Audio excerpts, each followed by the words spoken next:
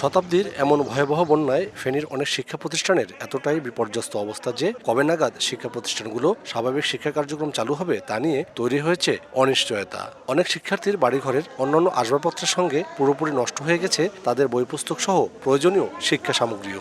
স্কুলে গিয়ে দেখি পোলের অনেক কাদা, তাই আমি চলে আসছি। বই মানে খাতা কলম মানে জামা কাপড় একসাথে ধুইছি, সবগুলা সব শেষ।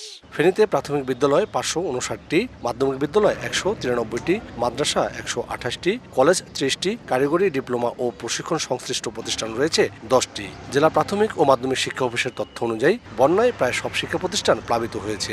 পানি নামলেও পাঠদানের পরিবেশ এখনো তৈরি হয়নি। শিক্ষার্থী ও অভিভাবকরা বলছেন বন্যায় অনেক শিক্ষার্থীর বইপত্র ভিজে নষ্ট হয়ে গেছে। শিক্ষা প্রতিষ্ঠান বন্ধ থাকায় পাঠদান থেকে দূরে শিক্ষার্থীরা।